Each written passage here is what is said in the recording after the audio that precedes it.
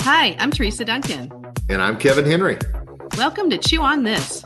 We are excited to bring you our views of current topics in the dental industry and put a little different spin on them, giving you something to chew on. If you need to jump off, be sure to check the show notes for links as well as how to get in touch with us. And now, let's give you something to chew on. We are back with another episode of Chew on This. Kevin, you are chilling in your Airbnb. What's up? Welcome to Nashville, Tennessee. It is all good here. All good on a beautiful day in the volunteer state. Yes. The How about you? volunteer state. I'm good. It's cold. It's Okay. cold. Virginia is starting to get cold, not too far off from Nashville. But Yeah. so the volunteer state, are you aware of that? I don't think I know the background on that other than I'm guessing somebody volunteered.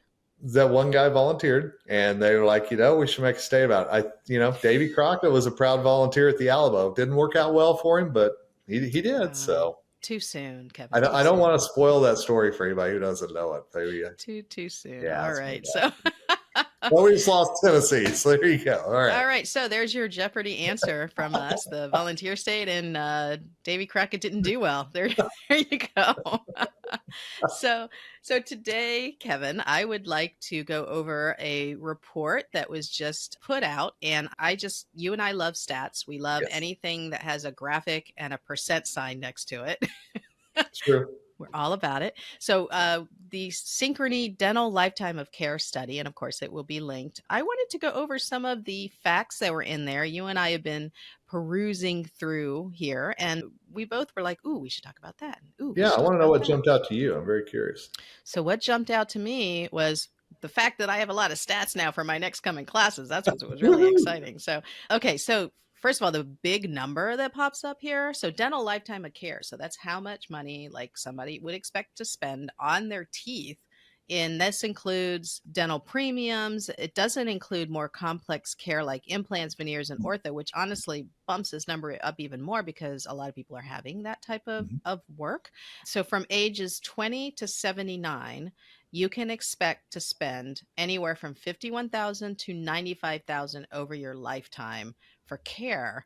And I think that's conservative because when you add in implants, veneers, bleaching, ortho by itself, right, adds to it. As we know, ortho cases can go anywhere up to $5,000, sometimes $8,000. And then you don't wear your retainer. And so you have to pay that all over again. So that could easily add $10,000 to the total. Well, and I always am curious about averages, because that means somebody spent a lot of money and somebody spent a little money, to That's get true. to that figure. So, yeah. And some of those things that you mentioned weren't included in there. That certainly you would think would have bumped the price up for sure. For sure. So we've got here the majority of 58% believe dental care is not affordable, which is why a lot of people worry about their dental health. It's almost like you don't want to get sick and go to the hospital because even if you have insurance, you just know there's going to be a big bill. Sure. So this really does contribute to that thought. People who believe dental care is not affordable, the most amount of people, it's the people with no insurance, which honestly, it's not even a belief. It's true. It's pretty unaffordable for most people. So the people who worry about their oral health, the number one thing that they worry about is not the actual having a catastrophic event or not having a procedure. They worry the most about how they're going to pay for it. So I can see that. There's a theme. There's a theme through here, right? Yeah. And then this is, I know, going to be shocking to my people, the insurance coordinators, but among those that have insurance, 1 out of 2 did not know their annual maximum, and 1 out of 4 doesn't know how much they're paying for it. I am shocked that somebody does not understand their dental benefits, Kevin. 1 out of 2. I mean, I'm thinking that's pretty high. I'm just going to throw that out there. Wow. So I have a little nitpicky thing here, and no shade to my Synchrony people who put this together, but why can't you just say 50%? Yeah, I was kind of thinking that too. I've never really heard 1 out of 2, but I don't know. 3 out of 4, 8 out of 10, 9 out of 10. Yeah, absolutely. And I just found out the other day that there is a Reddit forum that's called the 10th Dentist. Because we want to know what the 9 out of 10 dentists agree. Yes. People want to know what the 10th dentist thinks. I love the 10th dentist. So I'm going to join that Reddit group now. That's fantastic. I have to spend time on there because I'd like to know what on earth they're discussing there. I just kind of came across it and I was like, 10th dentist, that's hilarious. That is Um, fantastic. Another name for a podcast that we should have jumped on. So Oh, so many frustrations now. I'm still mourning that we didn't grab psychodentistry. Still One out of mourning. two of us is very frustrated with that. So, You decide which one. Okay, so because of costs, 92% consider holding off on general dental care. And this is really sad. 83% hold off on emergency dental care. That's so I know you lecture about this a lot. So I really want to ask a question here because we know the two things that people don't accept treatment for is fear and money. We know that those are the two big things. But yet, as you said earlier, often it's a reality. The money's not there. yeah. So how do we talk about treatment knowing that there's no ability to pay for it? I mean, I think that's a huge frustration in a lot of dental practices right now. So you have to have options, and that's why a lot of offices now, I'm surprised, but I'm seeing them start to do payment plans again, which I don't dig at all. Mhm. And a lot of it is because some of their people don't have credit, or some of their people don't have the information to qualify for credit. So you have this thing, well, we'll just make payments, which is just terrible for your accounts receivable. Yeah, for The sure. other side of that is, and this is, you and I have been in this field a long time, so we've seen the ups and downs. And if you've been in the field less than, I would say, 10 years, you may not have seen this yet. But what happens is the industry starts to say, we need to do lots of dentistry, quadrant dentistry, really get the patient in, because it's better for the office to do all the work that they can in one appointment, from a disposables point of view, from an overhead point of view, Sure. all of that. So we do that. We say, let's just do everything in the upper right. Let's see what we can do. But the reality is, when times go bad, when times are tough, patients don't want to get as much done. They want to do what hurts. A lot of single tooth dentistry. A lot. Exactly. Yep. And so when we had the recession, the market crash years and years ago, you saw people saying, we're not doing these whole mouth reconstructions anymore. You're fixing this tooth and this tooth and this tooth. Mhm. And there were offices that were doing nothing but highly cosmetic dentistry that either had to change lanes completely, or they went out of business. You remember that, right? Like, Absolutely. yeah. So I think we're swinging back to that, where we have to really listen to what the patient's saying. There's, of course, every patient, if they had a pot of money, would get all the work done, Yep. but that's just not the reality. So I'm glad that we're having this conversation about the fact that patients, yeah, they're going to say yes to you, because it's almost embarrassing for them to say, I can't afford it. I mean, it's embarrassing, right? It is. Absolutely. And I think that you've got to, so often in the practice, and you hear it, I hear it, people are worried about talking about money with their patients. And Yeah. so it's not only a conversation about money, but it's also this confidence to know if you can offer a care credit in your practice. You can offer payment plans. You can offer Yeah. whatever it is to try to get them to that point. And a lot of people, they're like, I just want to focus on teeth. I just want to focus on dentistry. I don't want to have to get into finance 101 here. But also I think Yeah. that what we're seeing now is that you've got to have that ability to explain all the options and really be very knowledgeable about what those are and how it impacts not only your patient, but your business too. Yeah, no, that's all excellent points, because the patient's going to tell you what they can do. Sometimes we just don't listen. Yeah. I mean, whether it's body language, whether it's the actual words and we keep pressing, I mean, the patient's only going to do what they can do. One other set of stats here is that only 73% of the people, and it was a pretty healthy sample size. I can get the exact number towards the end, because that's something too we have to be really good with Yes. looking at studies is, did they survey 10 people? So, okay, 73% went to see their general dentist in the past 12 months. Of those who did not, the most cited reason was expense. Okay, Mhm. so, okay, we get it. We get it. So, those most likely to visit the dentist, people with insurance, baby boomers, well, they probably have insurance, right? Mhm. Or they're just sitting on a ton of cash. Yeah. Parents with dependent children under age 19. No surprise there. Yeah. Parents take their kids, right? Yep. Which is a big reason why pediatric dentistry is almost like a guarantee of income. Just that's why it's the most popular specialty. So I get it. Now, the least likely is the people without dental benefits. Okay. The silent generation and singles. Do you know what the silent generation is? No, tell me about that. I I don't know. Yeah. Oh, that's why we don't know they're quiet. We don't know who they are. It's I'm not like still they're going, waiting for "Hey, the it's us." Yeah. I wish they'd tell me. I don't Okay, so You overall have to 9 Google that and the volunteer state. I have a please growing list here. Seriously. please do because All right. I have never heard of the silent Well, generation. you know what? While you keep going, I'm going to just tell you. Oh, here you go. Uh-oh. You found Well, it wow. already? Okay, I wouldn't have thought this. Silent generation is children born between 25 and 1945. So Mm, pre World War II born babies. wow. Wow, Okay, the that's silent. silent. I've never heard of that Yeah, before. interesting. I never know that. Wow. So, okay, well, so that's before the greatest generation, right? Yeah. Well, actually, this was I mean, technically, the greatest generation. If you were born in 25, you would have just been too young to have fought in World War II because you've been 16 when it broke out in 1941. Okay. So actually, Interesting. yeah, this is after the greatest generation, maybe. Interesting. And Yeah. then of course and then the baby boomers came up and Yep. okay, so that's okay, good. Good. There you Look at go. that. We are solving all of another Jeopardy answer for you. Okay. All Okay. right, here we go. And could it wait? Can I just Mm. tie in something? Because we were just talking about war. Yeah, The volunteer state. All right, I figured it out. Thank you, Google. yeah. The volunteer state was known as that during the War of 1812 due to the key role played by volunteers from the Tennessee militia.